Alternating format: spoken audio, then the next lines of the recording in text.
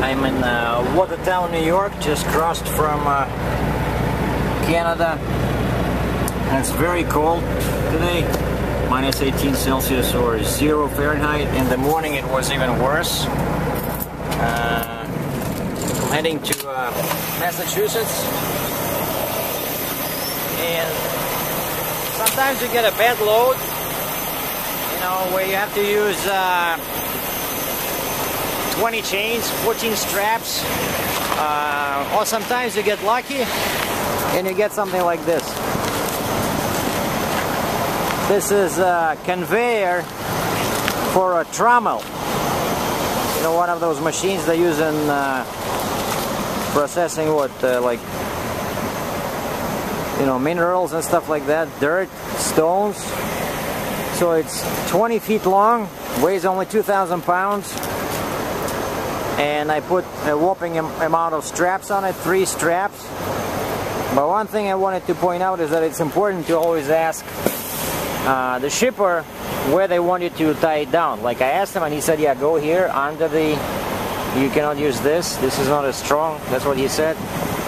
And I use like edge protectors. And see, same here, that's what the shipper recommended, go under the rubber. And then go on top here, and I use these again. And they use their own pieces of timber. And one more thing with these, they are not heavy, but they can give you a lot of headache because they flex and they can move. It's recommended to stop. Actually, it's a law, you have to stop during the first hour or 50 miles, right? And when I did, see this part here, they have 2 pieces here, they were outside. Like the whole front was sitting on only on the timber, those pieces on the left side. It's still like the strap was, you know, as tight as this. You can play music on it. It wasn't moving anywhere, but because this went out, the rear ones were slack too because the end went up, right? So I had to put in some effort, and I twisted them a little bit. So this is what happens. And I was driving on a 2-lane, you know, kind of a bumpy road, but now I'm sure, now it's not moving anywhere. But that's like 2 points, you know, always check after the first 50 miles or like within the first hour, and never chain or strap in spots that you think you can damage. Because, you know, this thing, it's not a big piece, but it's still worth like 15,000 bucks, you know? See, and they use some kind of weird pieces, but it all sits nice and, you know, kind of secure.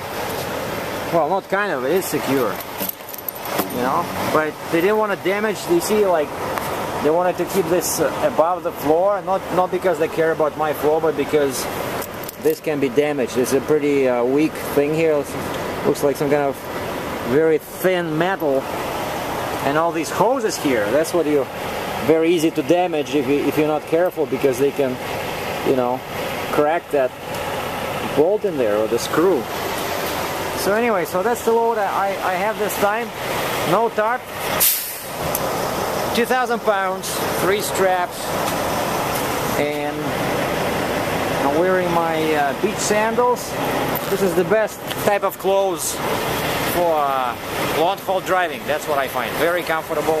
Of course, normally I don't walk around like this. And of course, this is the trailer that I wanted to have.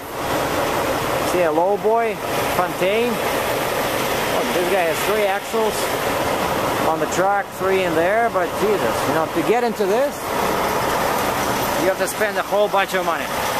Thanks for watching.